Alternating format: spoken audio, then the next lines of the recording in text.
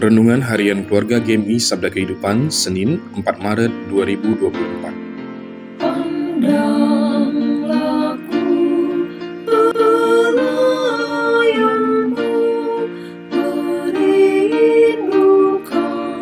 pimpinanmu, hendak dengarkan firman-Mu,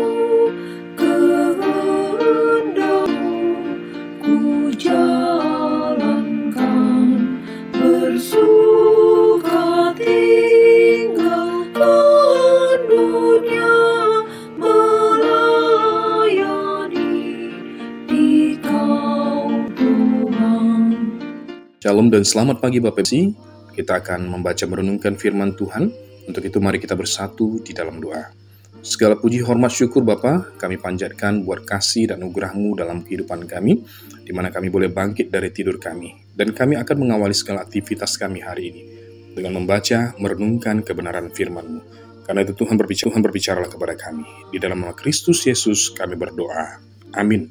Tema kita hari ini adalah Yesus dasar bangunan kehidupan dan pelayanan kita. Diambil dari 1 Korintus 3 ayat 10-23.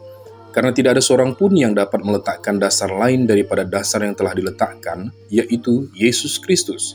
1 Korintus 3 ayat 11. Jika orang hendak membangun suatu bangunan, apakah itu gereja, rumah, jembatan, hotel, plaza, dan lain-lain, yang pertama dibangun adalah dasarnya atau fondasinya, dan kokohnya suatu bangunan itu sangat tergantung pada fondasinya. Mutu dan daya tahan suatu bangunan itu sangat ditentukan oleh dasar bangunan itu sendiri. Kuat, maka kokohlah bangunan itu. Sebaliknya, apabila dibangun dengan asal-asalan, maka pastilah akan cepat roboh. Surat 1 Korintus 3 ayat 10-23 ini ditujukan Paulus kepada jemaat di Korintus, di mana saat itu sedang terjadi perselisihan antara kelompok, ayat 1-9. Hal ini disebabkan karena di antara jemaat ada orang yang mengagung-agungkan atau mengidolakan pribadi seseorang berdasarkan prestasi pencapaian yang didapat, dan orang yang dianggap berhikmat menurut mereka seperti Paulus, Apolos, dan Kefas yang dianggap memiliki kemampuan lebih dari orang lain. Paulus memberikan nasihat agar kehidupan jemaat bukan didasarkan di dalam dunia ini, tetapi pada Yesus Kristus yang adalah dasar iman orang percaya. Sehingga dalam ayat 11 dikatakan, karena tidak ada seorang pun yang dapat meletakkan dasar lain daripada dasar yang telah diletakkan, yaitu Yesus Kristus. Ayat ini hendak menjelaskan bahwa hanya satu pondasi yang diperlukan dalam proses membangun, dan Kristuslah satu-satunya dasar yang benar. Di sini kita melihat bahwa Paulus adalah orang yang sangat tahu dan sangat mengerti apa yang sedang dibangunnya. Maka Paulus menyebut dirinya sebagai ahli bangunan yang cakap. Ia tidak bangga dengan pujian orang yang mengagungkan dan mengidolakan dirinya.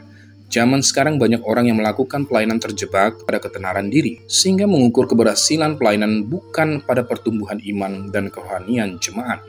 Ada orang yang beranggapan bahwa dia hebat atau pelayanannya berhasil karena banyaknya jemaat dan uang, juga besarnya gereja, dan lain-lain.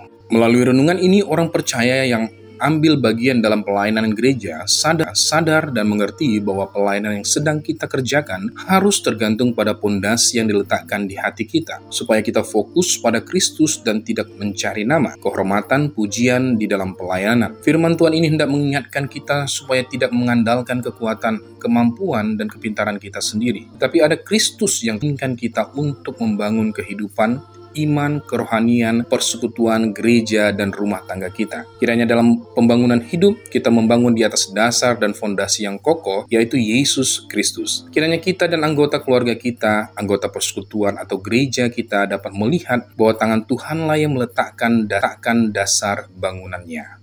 Amin. Ditulis oleh Pendeta Morris Serulo, GMI Mana, Tambun, Bekasi. Kita akan berdoa. Topik doa kita yang pertama adalah berdoa agar kita selalu meletakkan pondasi kehidupan dan pelayanan di atas dasar Kristus. Kedua, pemerintahan RI, Presiden Jokowi dan jajarannya dalam memberi kesejahteraan dan keamanan bagi Indonesia, program pemerintah dalam pembangunan IKN dan pembangunan infrastruktur lainnya. Ketiga, pasca pemilu khususnya dalam masa penghitungan suara dan penetapan hasil pemilu oleh KPU dapat berjalan dengan aman dan jujur. Setiap konflik atas dugaan kecurangan dalam pemilu dapat diselesaikan dengan baik. Keempat, perdamaian dunia khususnya di wilayah Israel dan Palestina. Badan Keanggotaan dan Evangelisasi GMI Wilayah 2. Tuhan Yesus memberkati. Amin. dan kuasaiku,